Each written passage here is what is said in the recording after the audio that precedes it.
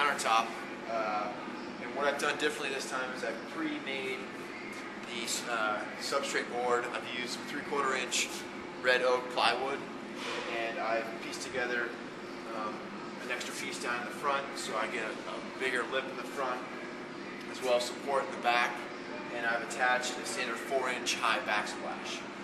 And what I'm going to do today is I'm going to use a brake press to do the bending of the sheets so I get some cleaner edges. It still can be done by hand, but you're not going to get as nice of 90-degree bends. And what I've done is I made a pre-sample piece to test out so I know that it'll fit on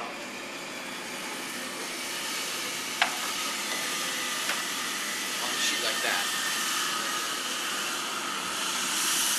So what we've got, I'm just going to be bending it right back around. So this is all one piece. This is our 027 by 39, which gives you plenty of extra width to do the entire countertop seamless in one piece. And so I'm doing a 9-foot countertop here. I've got my sink cut out right here. So I'm going to be routering this out, and I'll be dropping in a stainless steel sink.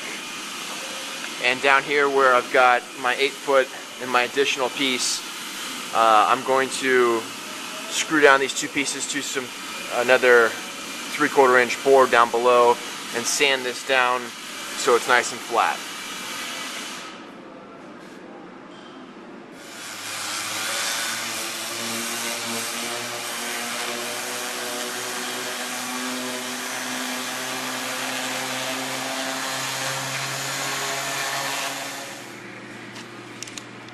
Mark each side of the sheet and where the bends will be.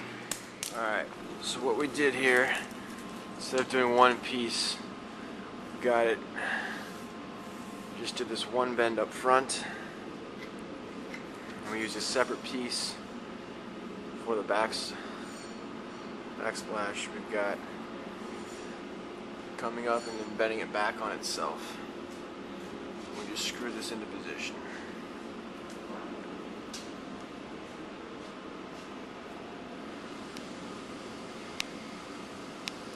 I'm just using a Sikaflex 1A construction sealant. Spread it out on the countertop and use a notched trowel to spread it out over the sheet. So now we've got full coverage.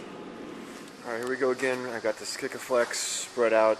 You want to get as much coverage as possible, so you can use a 1/4 inch or maybe an 1/8 inch triangle trowel. Try to spread out as thin, as evenly as possible.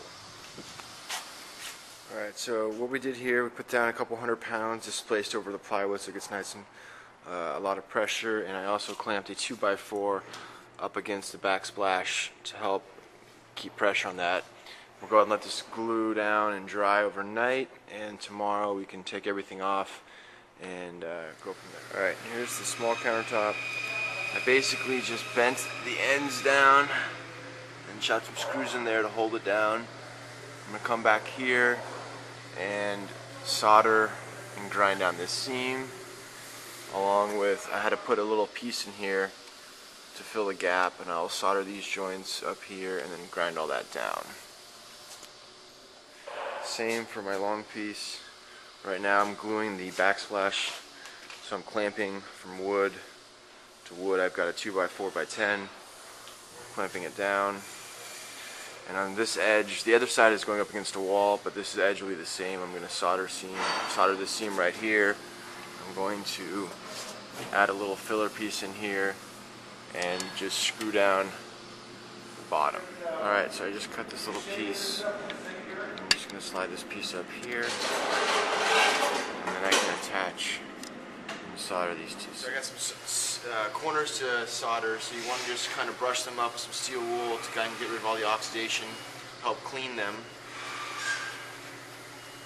And then I'm just taking some of the golden flux. I'm going to brush it on pretty generously. I'm using a copper-tipped soldering iron that you heat up in a flame, gets pretty almost red hot. And I'll just start from the bottom and work my way up.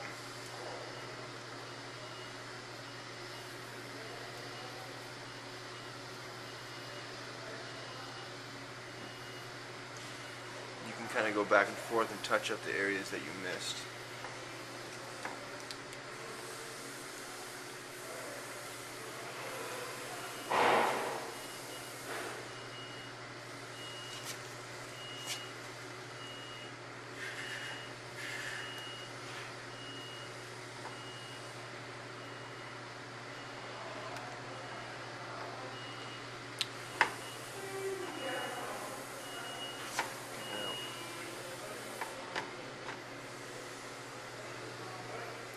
I think I got all of it. Now I'll let it cool and go back and kind of sand it and grind it down.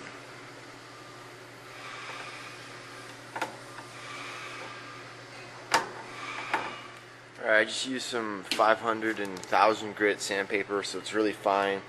And I kind of just buffed down the entire sheet to give it a nice uniform matte finish, which kind of takes off some of the scratches during fabrication.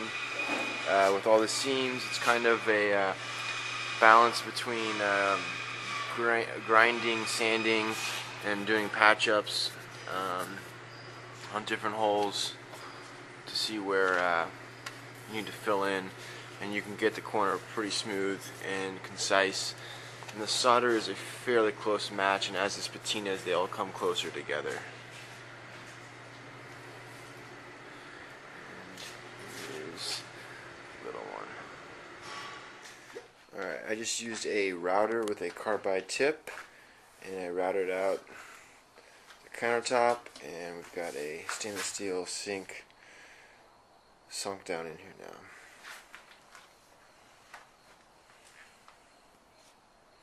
Alright, here's the finished product.